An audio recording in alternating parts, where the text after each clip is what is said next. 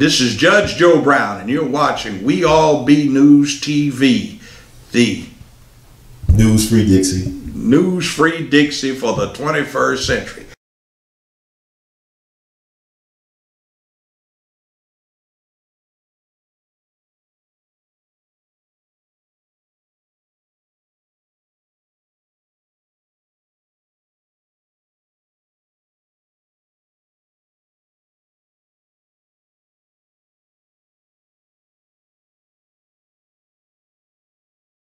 Good evening, everybody. How you doing today? Today marks the 53rd anniversary of Freedom Summer. It also marks the 53rd anniversary of the kidnapping and killing of Michael Swerner, James Chaney, Andrew Goodman. It also is a day, it's the longest day of the year, in honor of my grandfather actually, who was a World War II veteran and from Mississippi, who would have been 94 years young today. My name is Ronald Hurd, 38125. I'm the founder of We All Be Group Incorporated and also the founder of the Jimmy LUNceford Jamboree Festival. Let me remind you of something. Every Sunday before MEmphis ForREst's birthday, which is on July 13th, you get hundreds and even thousands of white folks come down ForREst Park, okay, they ain't gonna call it Health Science, ForREst Park. They come down there to honor MEmphis ForREst from around the country and around the world. Every year our governor issues a proclamation proclaiming MEmphis ForREst a state hero. Okay?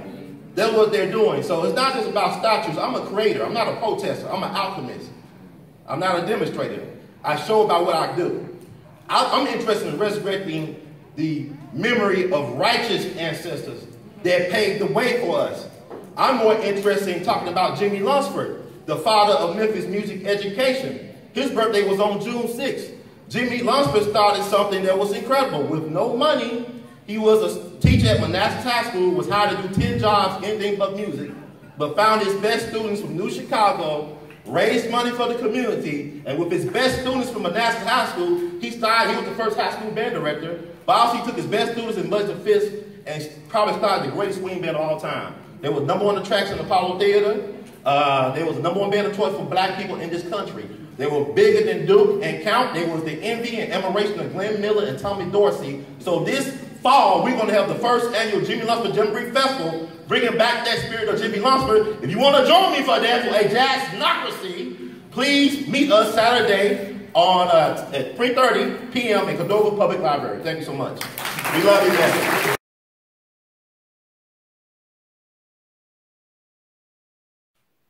Good evening, boys and girls, scholars and laymen, and welcome to another wonderful edutainment, infotainment edition of The Art of His Things.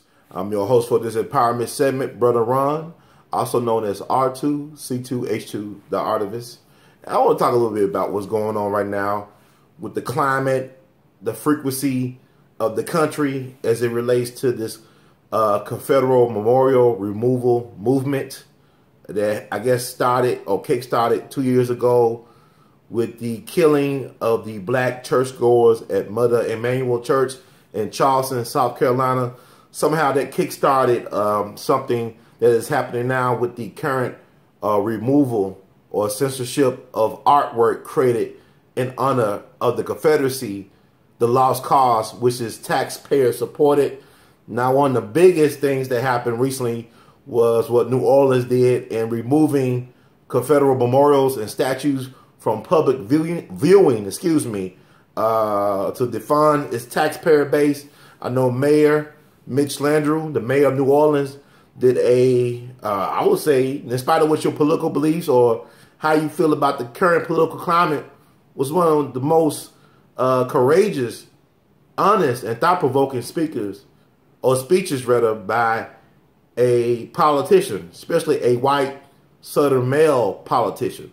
A lot of people have said with that speech alone, he has his eyes set on 2020 for that White House march. But anyway, or anywho, I recently attended a June 20th meeting in Memphis, Tennessee, aka the city of good abode, and they were talking about how to remove the famous, or rather infamous, MEmphis ForREst downtown in Memphis, Tennessee. This is a very controversial Confederate war memorial, because not only is it a statue or work of art, but it also is the final resting place of the remains, of the physical mortal remains of General Nathan Bedford Forrest, notorious slave trader, military genius, and also one of the founding fathers of the Ku Klux Klan. He was the first Grand Wizard of the Ku Klux Klan back in the 1860s. So it's a lightning rod for controversy. Probably, a lot of people say is a tribute to white supremacy in the system. But anywho, it was a town hall-like meeting where folks were allowed to air their grievances as long as they were pro-removal of the Nathan Bedford Forrest statue. So you had about a little bit over around 50 people testified for the record about how they felt about the Nathan Bedford Forrest Memorial Statue, which is located on one of the busiest streets in Memphis, Union Avenue, which is right across from the Office Depot, which is not that far away from Sun Records, where history was made with the first recordings of Elvis, Aaron Presley, B.B. King, Howlin' Wolf, etc., which is not that far away from world-famous Beale Street, where Ida B. Wells Barnett, the great anti-lynching crusader, had her newspaper offices burned to the ground by white supremacists in Memphis and ran out the South, and not that far away from the Lorraine Motel, which is the crucifixion site of Dr. Martin Luther King Jr. He was assassinated at the Lorraine Motel almost 50 years ago. It will be 50 years next year, April 4th, 2018. So you have this statue with this white man, the great white man remains underneath with his wife that's been there since 1904. I believe the statue was dedicated in 1905. And also old timers have told me that the statue, the equestrian statue, was turned around to face south back in the 1940s. So this is interesting. This is a guy I consider who is the father of private prisons, because after the war, he got a convict labor contract to use black prisoners, black slaves, i.e., to work the new Jim Crow system. So he had a black slave prison labor contract to work what is now known as President Allen after the war. He had one of the, if not the largest slave market in America, which was located on Adams Street. Adams Street now is the home of the juvenile court in Memphis, Tennessee, arguably by many experts and other people to be one of the most corrupt juvenile court systems in America. So this guy has a living legacy to this day. And did I mention he was the first Grand Wizard of the KKK, old KKK? So what I'm saying is, there were about 300 people that showed up for this meeting, organized by the young black professional, brilliant activist and organizer, Tammy Sawyer. She organized this event, had 300 people showed up, a lot of white people, to air their grievances, had some young folks from a local high school express themselves, young black people, young, gifted, and black.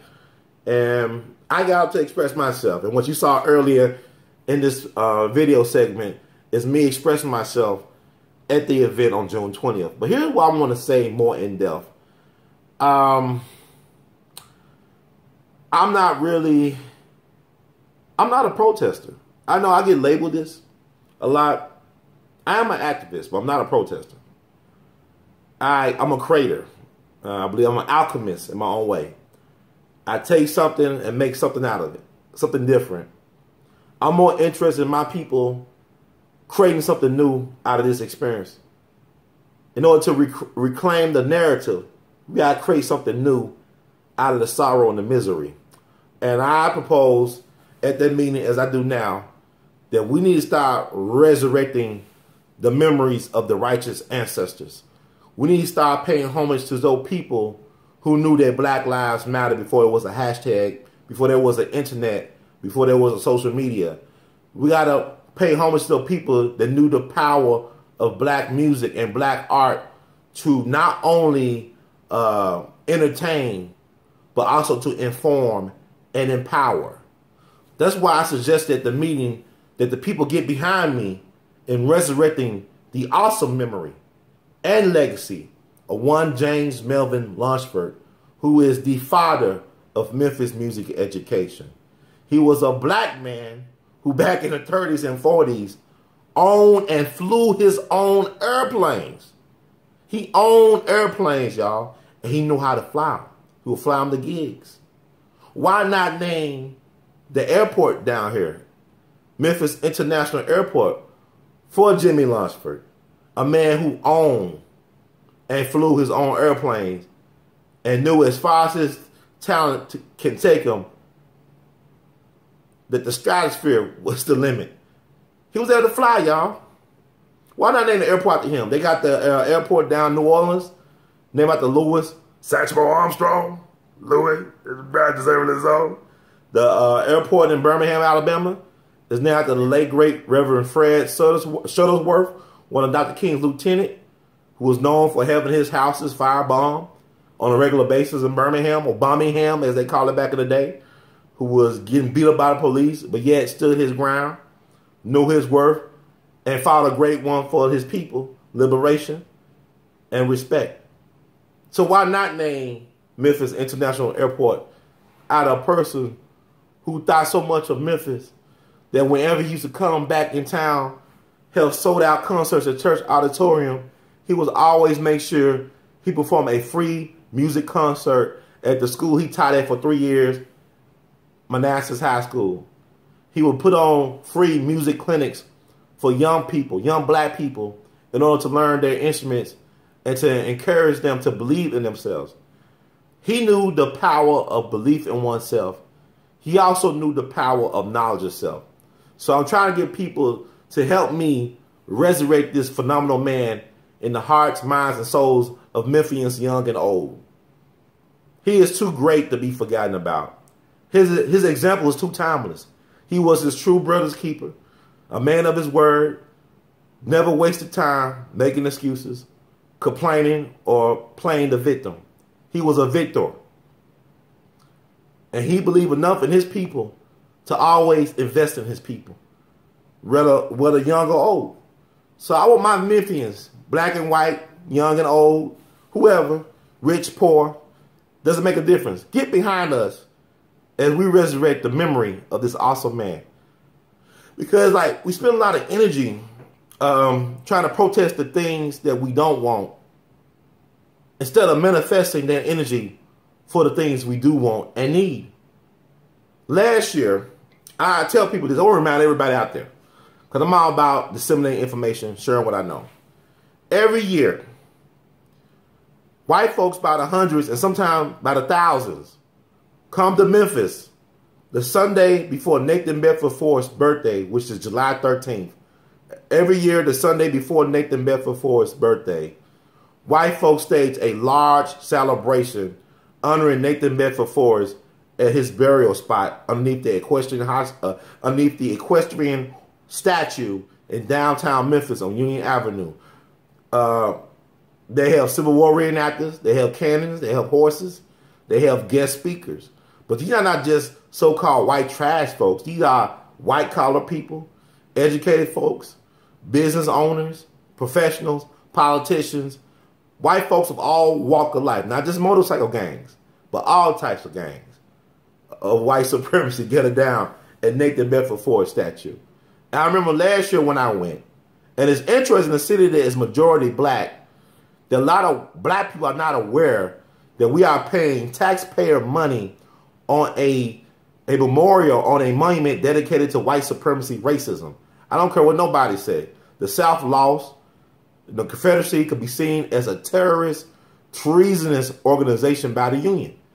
It's like you go to Germany, they have a statue of Hitler or Mengele or Goebbels or anybody like that. It's the same difference. Why have a statue? And I don't believe in hiding history, because I believe a lot of white folks who showed up to the June 20th event, they are more ashamed than righteous when it comes to dealing with the issue of the Confederacy, of General Nathan Bedford Forrest. They want to hide that this guy ever existed. I do not want to hide the narrative that manifests a Nathan Bedford Forrest. We should never forget, like the Jewish people, when it comes to Holocaust, we should not be ashamed to shame the devil.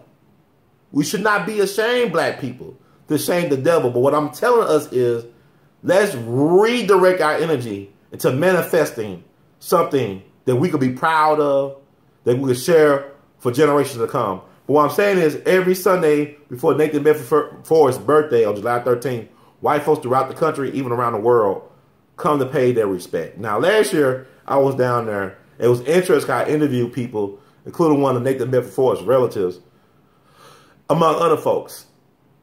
And black folks, who were not aware of what's going on, were just stumbling by. They became angry. Some of them became very angry and distraught. And that same day, July 10th, 2016, Black Lives Matter protesters, they shut down the I-40 bridge connecting Memphis with West Memphis, Arkansas for several hours. It made national headlines. But here's my thing. Are we black folks going to shut down the I-40 bridge every year to say Black Lives Matter? You going to do it this year? I'm not mocking anybody. Don't get me wrong. Here's what I'm saying. The state of Tennessee recognizes General Nathan MEmphis as a hero. Every year, our governor in Tennessee issues a proclamation declaring Nathan MEmphis a state hero. That's every year. He is acknowledged by the state of Tennessee, the last state to leave the Union during the Civil War and the first state to return to the Union during the Civil War. He is recognized as a state hero. Every year. Every year, white folks, the Sunday before his birthday, get around this statue in ForREst Park. They want you to call it Health Sciences Park, but it's ForREst Park. UT medical facilities are located nearby. And I guess they renamed the park. We also got the Mason Scottish Rite building right across the street from Nathan MEmphis. If you are familiar with the Freemason history, you would know that Albert Pike, who was from the North, was also one of the founding members of the Ku Klux Klan and a proud Freemason and a friend of Nathan MEmphis. So I think it's interesting that right across the street from this tribute to white supremacy, there is the Scottish Rite Mason building. I don't lie. Alex Jones came down here and he offered his own conspiracy theory spill on Memphis and all these symbols. But it's no coincidence that Memphis is named after Memphis, Egypt. Just take a look. It's all online. Just look it up. But I think that black folks, we need to become more revolutionary in the way we approach things. Not reactionary, not riot mind filled, but revolutionary in terms of how we think about ourselves. And we need to start investing in people, places, and things that heal, not only heal us, but also elevate us. I want us to be elevated. So I want everybody to be encouraged, not discouraged. But please feel free to support the Jimmy Lunsford Jimmery movement. We're trying to get Jimmy Lunsford recognized in the city of Memphis, where he rightfully belongs. We want to have streets named after Jimmy Lunsford, schools named after Jimmy Lunsford, airports, international airports named after Jimmy Lunsford. We want people in Memphis to talk about Jimmy Lunsford like they talk about crime. Your words create worlds. We must follow the example of Jimmy Lunsford and become our brothers and sisters keepers to start serving the people. We don't need permission to be humane. We do not need anybody's permission to be humane. Jimmy Lunsford did not seek anyone's permission to help his people, to empower his people with his talents, to believe in them when nobody else believed in them, to believe in himself when nobody could visualize that he was able to do the things he was able to do in only 45 short years on the planet. Jimmy Lunsford died July 12, 1947, under mysterious circumstances at Seaside, Oregon, while signing autographs before a gig. What people don't realize is that Oregon became a state in the Union back in 1859. It's the only state in the Union that it has in the state's constitution that black folks were not allowed to work, live, or play in Oregon. The first black folks to move into Oregon was 1926. Jimmy Lunsford was dead in 1947. He complained about the waitress not serving black people. He wanted his people to be served. The restaurant owner intervened, or manager rather, said, okay, serve them. They wanted hamburgers, but they would serve hot beef sandwiches. And most of the band who ate those sandwiches got sick, but Jimmy Lunsford passed away under mysterious circumstances. Jimmy Lunsford was a victim of white supremacy, mortally, but don't let his legacy be a victim of white supremacy. and black ignorance. It's time for us to resurrect the memory of a brother who is worth remembering. Thank you all for listening. Please visit JimmyLUNceford.com to find out more about the Jimmy Lunsford Jamboree Festival, which will take place October 23rd through October 29th in Memphis, Tennessee. We'll need your participation by any means necessary, whether you could give money, show up, participate some type of way. We'll have more information coming out as the months go by, but we also need your help financially as well. Please feel free to support the We All Be movement. If you like the words you heard from Mr. Hurd, please spread the word. Subscribe to our YouTube channel, We All Be TV. Support the movement, not only through words, but financially. And also find out how you can be a part of the movement in other ways as well, too. Because knowledge is the currency of the universe. Thank you all so much for listening. In the words of Great Duke Ellington, we love you madly. Keep on producing and pushing. And remember, you are worth the effort. So be about your business, because you are worth every effort it takes to be liberated. But liberate yourself first. And peace. And also, check us out on Facebook, Jimmy Lunsford Jamboree. Just type in Jimmy Lunsford Jamboree and like the page, because we all be in it to win it.